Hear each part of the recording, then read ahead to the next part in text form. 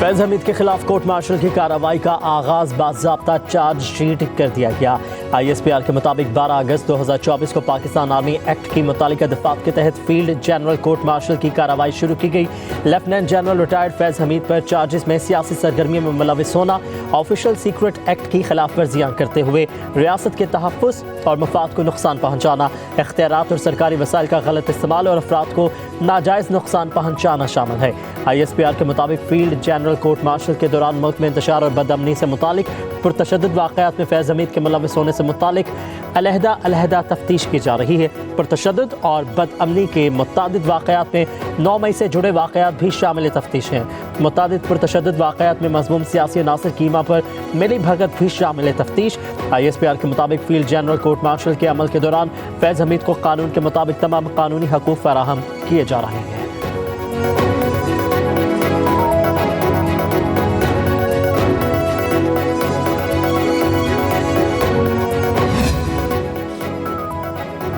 फैज हमीद को चार्जशीट किया गया है तो बानी कैसे बच जाएंगे। सेनेटर फैसल फावड़ा कहते हैं 9 मई सोची समझी साजिश थी।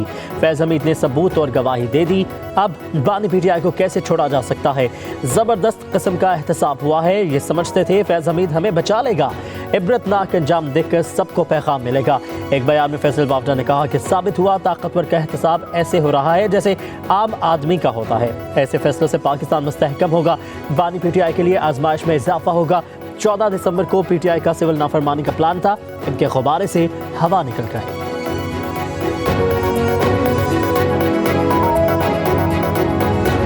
जिन्होंने इस्लामाबाद पर जो चढ़ाई करने की एक इंतहाई नापाक कोशिश की, उसमें जो उन्होंने तोड़ फोड़ की, जिन्होंने तो इसमें इंतहाई पाकिस्तान के ख़िलाफ़ जो साजिश की गई, इसमें जो मुलव्वस हैं सबूत के साथ उनको किसी सूरत में नहीं छोड़ा जाएगा।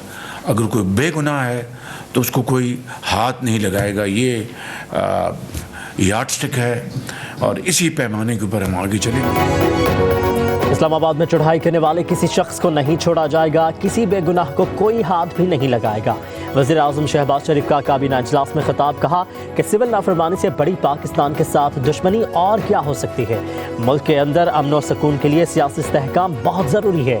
हफ्तावार महंगाई की शरह कम होकर 3.5% पर आ गई है। शाम से ज़ायरीन, असातिज़ा और तलबा की वापसी के लिए इक़दाम किए हैं। लेबनान से बहुत जल्द पाकिस्तानियों का इनखला शुरू हो जाएगा।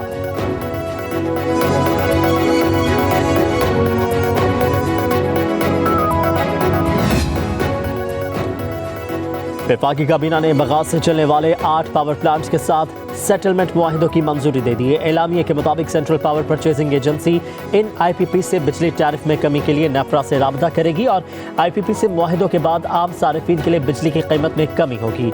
नए मुआहिदों से कौमी खजाने को 238 अरब रुपए का फ़ायदा होगा। वज़ीर आज़म का कहना था कि हुकूमत आम आदमी के लिए बिजली की कीमतों में कमी के लिए हर मुमकिन इक़दाम कर रही है। हमारे हर फैसले और इक़दाम में कौमी मफाद मुक़द्दम रहना चाहिए।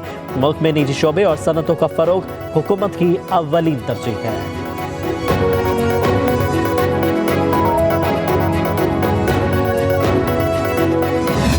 इन्होंने किया ना, अभी तक कोई ID कार्ड नंबर, कोई जनाजे सामने नहीं आया। इनके अंदर इस वक्त इतने इख्तलाफात हैं कि हर बंदा एक अलहदा स्टेटमेंट देता है। भगौड़े ये सारे लोग भाग गए जब अली अमीन गंडापुर साहब की गाड़ी पे हमला हुआ। इनके वर्करों ने उनको डंडे मारे तो उनके गार्ड्स ने जो है फायरिंग की। इन्होंने अब एक नया कार्ड जो है प्ले करना शुरू किया है और उस सुबाइयत का कार्ड है। ये वहां से पसपा हुए हैं, भागे हैं, दुम दबा के भागे हैं सारी की सारी लीडरशिप। PTI ने सुबाइयत का कार्ड खेलना शुरू कर दिया है। जाबहक कारकुनों में से किसी एक का भी शनाख्ती कार्ड नहीं दिया।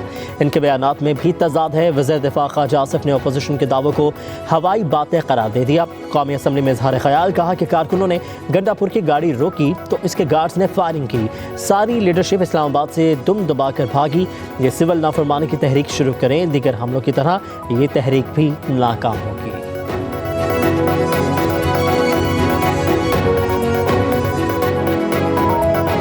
जो बैरूनी एजेंडा है ना पाकिस्तानी फौज के खिलाफ और पाकिस्तान के खिलाफ, उसका ना सिर्फ प्रचार कर रहे हैं, उसको आगे लेके चलने वाले ये लोग हैं।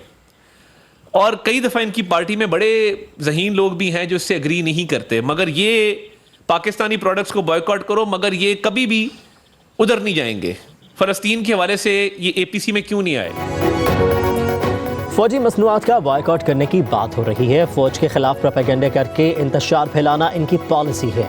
वज़ीर इत्तलात तथा तारड़ कहते हैं ये पाकिस्तानी फौज के खिलाफ बैरूनी एजेंडे का प्रचार कर रहे हैं। PTI पाकिस्तान और इसकी अफवाज के खिलाफ बैरूनी एजेंडे पर अमल पैरा है। फौज और आवाम के दरमियान दरार पैदा करने वाले मुल्क को कमज़ोर करना चाहते हैं। फौज अगर मजबूत है तो मुल्क मजबूत है, फौज मजबूत ना हो तो मुल्क भी मजबूत नहीं होता। हम 9 मई को कभी भी भूलने नहीं देंगे।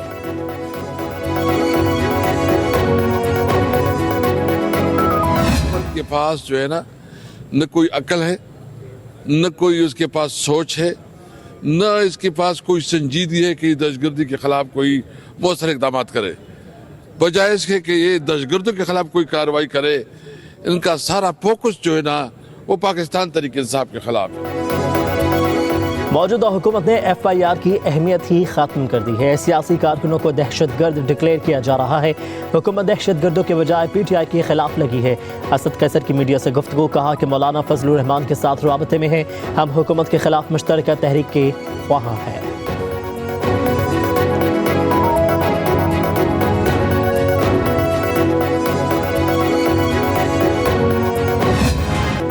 तौहीन अदालत केस में बानी PTI को नोटिस किया तो उन्हें अदालत पेश होना पड़ेगा। फिर सोच लें। सुप्रीम कोर्ट के आईनी बेंच ने एडिशनल अटॉर्नी जनरल को हुकूमत से हिदायत लेने का मशवरा दे दिया।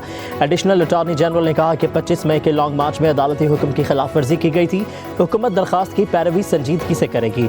जस्टिस जमाल खान मुंतकिल ने कहा कि तौहीन अदालत का मामला अदालत और तौहीन करने वालों के दरमियान होता है। हुकूमत क्यों जज्बाती हो रही है? केस की समात गैर मुअय्यना मुद्दत तक मुलतवी।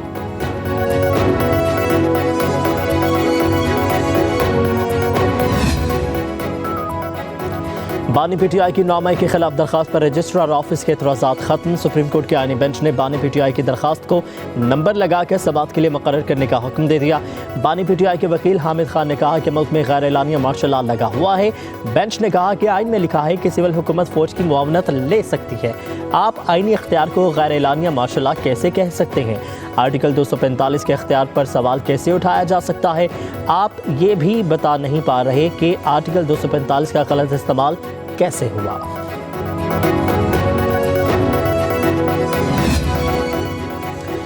सुप्रीम कोर्ट ने बानी PTI को अडियाला जेल से खैबर पख्तूनख्वा मुंतकिल करने की दरख्वास्त जुर्माने के साथ खारिज कर दी। दरख्वास्त गुजार को 20,000 रुपये जुर्माना। जस्टिस मोहम्मद अली मजहर ने कहा कि बानी PTI को कोई मसला होगा तो वो खुद दरख्वास्त दे देंगे। बानी PTI के 3 वकला आज भी अदालत में थे, किसी वकील ने ऐसी कोई दरख्वास्त नहीं दी। जस्टिस जमाल खान मुंतकिल ने कहा कि कैदी के अहल खाना या वो खुद ऐसी दरख्वास्त दे सकते हैं। दरख्वास्त गुजार क़य्यूम खान ने कहा कि ये किसी का ज़ात का नहीं, कौमी मसला है। जस्टिस जमाल खान मुंतकिल ने कहा कि आप रुकन असम्बली बनकर कौमी मसाइल का सोचिएगा।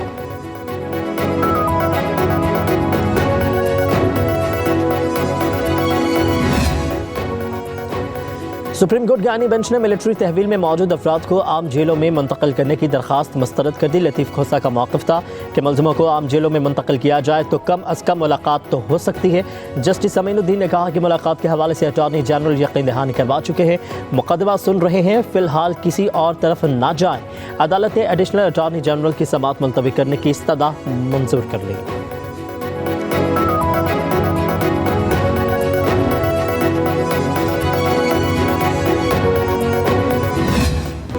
रावलपिंडी के इंसदादी दहशतगर्दी अदालत ने 9 मई GHQ हमला केस की समात 13 दिसंबर तक मुलतवी कर दी।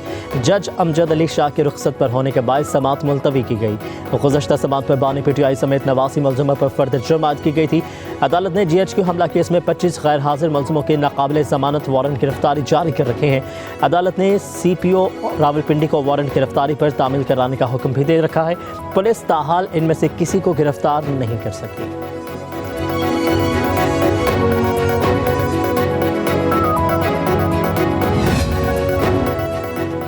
मखसूस नशिस्तों की अलाटमेंट और खैबर पख्तूनख्वा में सेनेट इंतखाबात के मामले पर इलेक्शन कमीशन का इजलास पे नतीजा खत्म। चीफ इलेक्शन कमिश्नर की ज़ेर सदारत आज दोबारा इजलास होगा। इलेक्शन कमीशन ने दोनों मामलात पर तफसीली ब्रीफिंग तलब कर ली। इजलास में शिरकत के लिए मुतालिका विंग्स को हिदायत जारी की गई।